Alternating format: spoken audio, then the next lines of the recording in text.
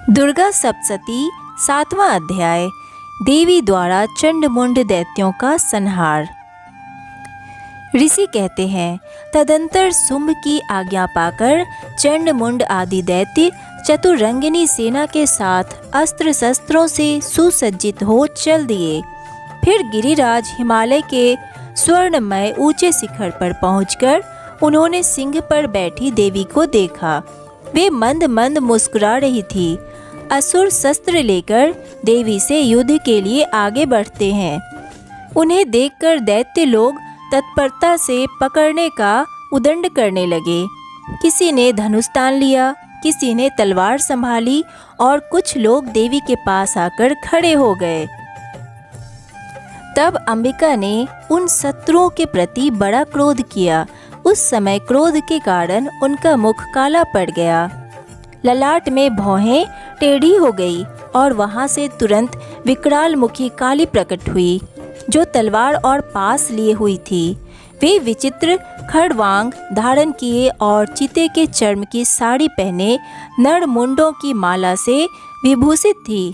उनके शरीर का मांस सूख गया था और केवल हड्डियों का ढांचा था, जिससे वे अत्यंत भयंकर जान पड़ती थी।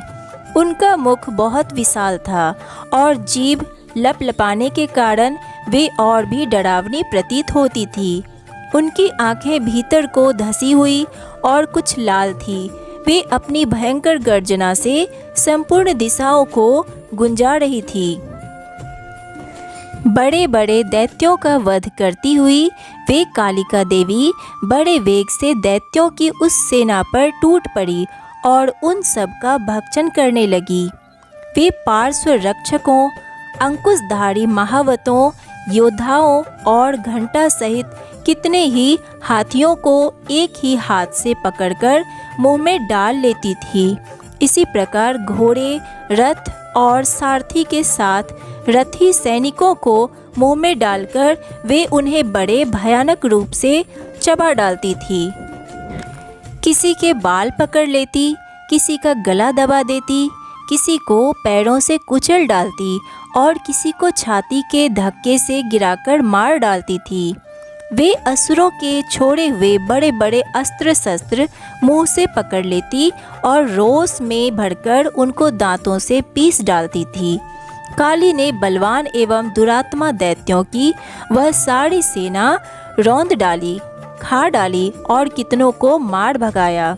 कोई तलवार के घाट उतारे गए, कोई खटवांग से पीटे गए और कितने ही असुर दांतों के अग्रभाग से कुचले जाकर मृत्यु को प्राप्त हुए।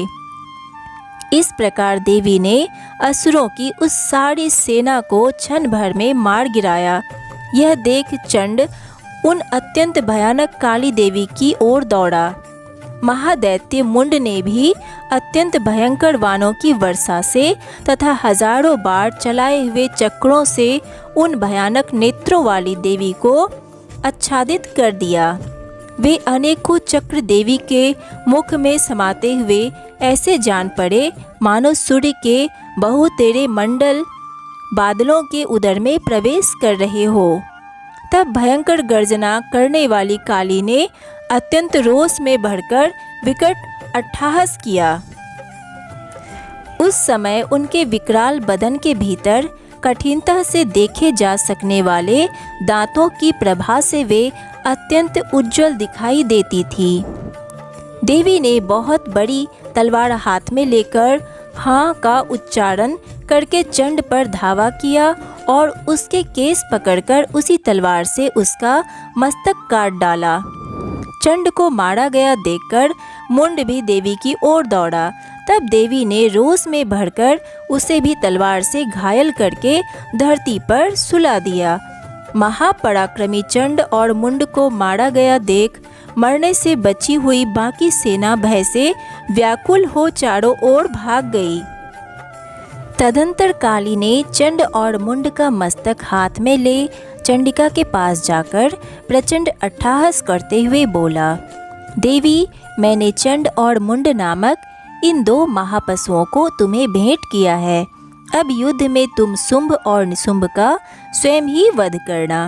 ऋषि कहते हैं, वहाँ लाए हुए उन चंड मुंड नामक महादैत्यों को देखकर कल्याणमयी चंडी ने काली से मधुरवाणी में कहा, देवी, तुम चंड और मुंड को लेकर मेरे पास आई हो, इसलिए संसार में चामुंडा के नाम से तुम्हारी ख्याति होगी। चंडिका देवी को नमस्कार है।